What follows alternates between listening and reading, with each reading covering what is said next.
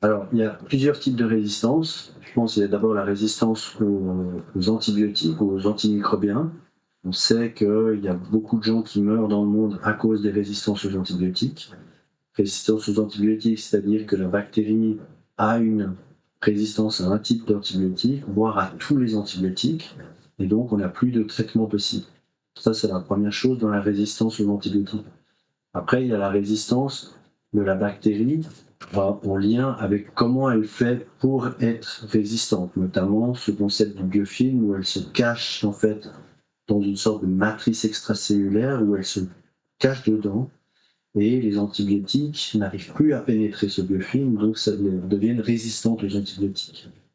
Et en plus, dans tout ce qui est implant, elle risque elle colle à l'implant et le chirurgien, malgré ce qu'il va gratter avec son scalpel, avec ce qu'on veut, on n'arrive plus à enlever ce biofilm et malheureusement les bactéries continuent à se répliquer dès qu'on arrête les antibiotiques et poursuivent leur infection.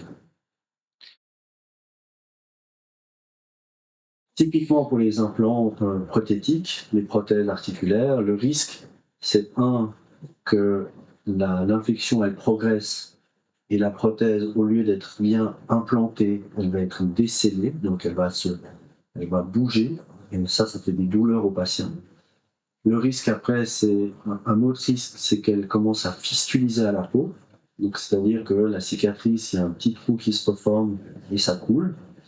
Et la troisième possibilité, et ça c'est plus embêtant, c'est que ça fasse une infection des tissus mous plus aiguë et que le patient il développe une infection sévère qui va l'emmener à l'hôpital. Notamment pour tout ce qui est implant prothétique, le risque en fait c'est que mais plus on opère, le moins bien la prothèse elle va marcher. Dans le sens où les patients ils vont avoir des douleurs qu'il n'aurait pas lors d'une prothèse primaire. Une prothèse primaire, le patient, il remarche rapidement, il n'y a pas de douleur, il évolue mieux qu'avant la chirurgie. Le problème, c'est que quand on révise des prothèses et quand on change les prothèses, le problème, c'est qu'après, les patients, ils peuvent encore avoir des douleurs ou ils peuvent moins bien marcher, donc on peut avoir une perte de fonction. C'est un peu ça le problème. Monsieur Karaman, c'était 7 chirurgies quand même avant qu'on décide de faire la vagothérapie, avec plusieurs lavages dans un premier temps pour essayer de garder la prothèse qui venait d'être mise. Et puis malheureusement, vu qu'on n'arrivait pas à stériliser l'infection malgré ces lavages, on a dû enlever sa prothèse et mettre une prothèse provisoire en ciment imprégné d'antibiotiques pour essayer de contrôler l'infection localement, en plus des antibiotiques par voie intraveineuse et par voie orale. Malgré ça, malheureusement, dès qu'on a arrêté les antibiotiques, l'infection elle est revenue. Donc c'est à ce moment-là qu'on s'est posé la question de la phagothérapie pour essayer de nous aider en plus des thérapies conventionnelles, à savoir les chirurgies et les antibiotiques. L'issue pour lui, ça aurait été éventuellement d'avoir un trou dans la peau avec un écoulement qui continue, donc c'est ce qu'on appelle une fistule, et le risque, sinon, c'était de tout enlever la prothèse et de ne pas remettre de prothèse, et de fixer les deux os ensemble, donc le tibia et le fémur, et de faire ce qu'on appelle une arthrodèse, c'est-à-dire qu'après on n'a plus la fonction du genou parce que c'est fixé. Et on a quand même évoqué, parce qu'il y avait quand même des infections c'est très difficile, on a même évoqué l'amputation. Alors c'était déjà très compliqué de les obtenir. Ça nous a pris 7 mois, si je me rappelle bien, pour obtenir les phages. Donc, et l'administration s'est très bien déroulée. On les a donnés en intraopératoire par les chirurgiens. Quand on a changé en fait ce spacer, donc cette prothèse provisoire, on a mis les phages au bloc opératoire et par la suite on les a donnés par voie intraveineuse. Et ça s'est assez bien déroulé. C'est vrai qu'il a quand même fait de la fièvre et puis c'était quand même anxiogène pour les soignants, dont moi notamment. Mais après, ça s'est très bien déroulé et on était assez satisfait parce qu'on a réussi à stériliser la prothèse pour un des deux gènes. Les phages, je pense qu'il y a vraiment un intérêt quand c'est des infections qui sont, ce qu'on dit, monomicrobiennes, avec un germe qui provoque l'infection. C'est pour ça que les infections de prothèses, notamment, c'est souvent un germe qui provoque l'infection. Donc ça, pour ce genre d'infection, ce serait entre guillemets plus simple parce qu'on a besoin de chercher que des phages actifs contre cette bactérie-là. Le problème, c'est après s'il y a beaucoup de bactéries. Parce que s'il y a beaucoup de bactéries, il faut beaucoup de phages différents pour traiter toutes les bactéries qu'on veut cibler. Ce qui est rarement le cas quand même dans les infections de prothèses, parce que c'est souvent monomicrobienne. L'avantage, à mon avis, c'est que c'est vraiment ciblé contre la bactérie. Donc on ne va pas avoir d'effets indésirables comme les antibiotiques.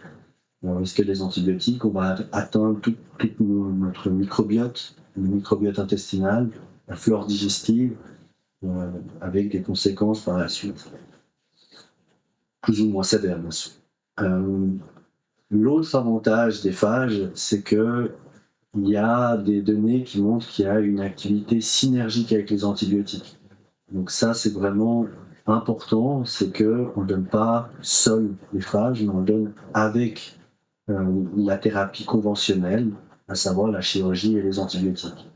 Et là, on voit qu'il y a une synergie. En plus, il y a une pénétration du biofilm, puisqu'on n'a pas beaucoup d'antibiotiques qui pénètrent le biofilm. Donc ça, vraiment, pour les points positifs, je vois vraiment ça. Les points négatifs, entre guillemets, c'est la spécificité des phages. C'est qu'il faut trouver des phages actifs contre la bactérie. Pour certaines bactéries, c'est difficile de trouver. Des fois, on n'en a pas. Et la deuxième chose, c'est l'accès. C'est qu'en fait, il faut avoir des phages et il n'y a pas beaucoup d'endroits où on produit des phages de qualité suffisante pour les administrer aux patients. Je pense que c'est ça la limitation, en fait, à la phagothérapie. Le rêve ou l'idée? Les deux. Alors, moi, je la vois plutôt comme une thérapie complémentaire dans les infections difficiles à traiter. Ce qui serait bien, c'est qu'on ait des centres de production. Je pense qu'il y a des modèles avec des groupes pharmaceutiques ou des startups qui vont se focaliser sur une bactérie, comme il y avait Faxien avec le Staph doré et puis un peu de Pseudomonas. Ça, c'est très bien. Je pense que c'est très utile. Mais en universitaire, il n'y a pas que du Staph doré.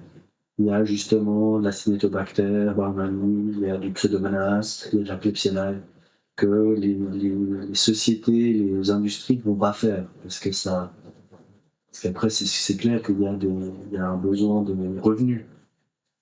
Donc je pense qu'il faut des centres universitaires avec une production locale et des échanges entre ces centres.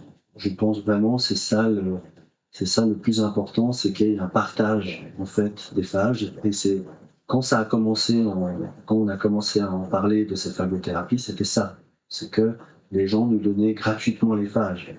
Et c'est vraiment l'idéal, c'est que ça continue comme ça et que on arrive à avoir une production locale le plus pure possible pour pouvoir aider nos patients qui malheureusement des fois se retrouvent dans des impasses thérapeutiques. Donc ça, je pense, dans un premier temps, ça va continuer la thérapie dite compassionnelle ou expérimentale. Et une fois qu'on aura montré qu'il n'y a pas d'effet indésirable et qu'il y a vraiment une efficacité, l'idée, c'est de se faire un complément de la thérapie standard. Je pense qu'il y a la place pour des phages, notamment pour ces infections difficiles à traiter, ces infections sur implant, typiquement. Oui, clairement. À mon avis, on a un peu que la pointe de l'iceberg. À mon avis, si la phagothérapie était comme les antibiotiques, c'est-à-dire avec un accès beaucoup plus rapide, plus simple, je pense que beaucoup plus de patients seraient traités. Parce qu'on a notre colloque de consensus, ou colloque des cas compliqués de maladies infectieuses une fois par semaine. Mais très souvent, on dit gardons la souche pour éventuellement faire de la phagothérapie. Donc on y pense, parce que c'est des infections qui sont compliquées sur des matériels prothétiques vasculaires, par exemple, pour le cœur, des infections d'un volet crânien, d'infections de matériel pour maintenir la colonne vertébrale, les spondylodèses. Et souvent, on a ce genre d'infection où on se dit, on essaie et après, si ça passe pas, éventuellement, il faudrait discuter de la phagothérapie. Et je pense que si on avait accès plus simple, plus simplifié, probablement ces patients pourraient en bénéficier. Alors maintenant, on n'a pas encore de preuves assez solides, mais en tout cas, on a un signal et je pense qu'on devrait aller dans ce sens. Et je pense que dans le futur, j'espère que dans le futur, ce sera plus accessible et qu'on aura des études qui montrent leur efficacité.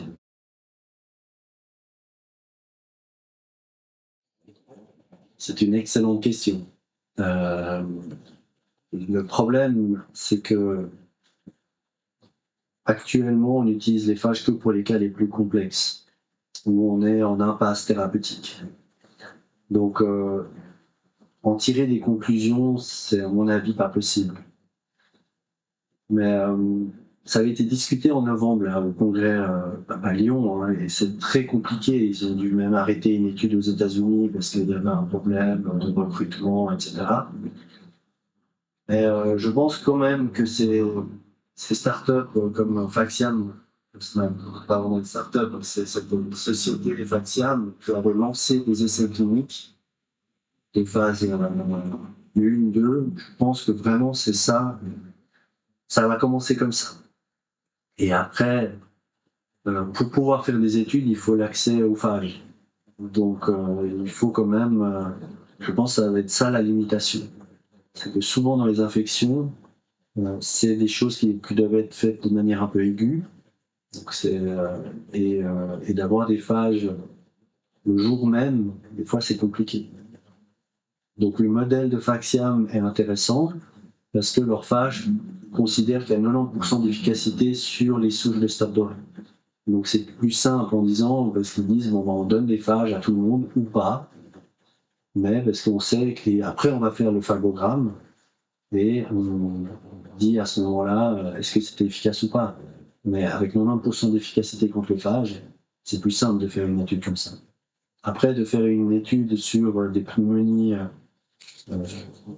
des infections de trachéostomie à pseudomonas, je pense qu'on n'arrivera pas à faire des études cliniques là-dessus. Donc ça sera, je pense, de l'extrapolation d'études sur les phages, à mon avis.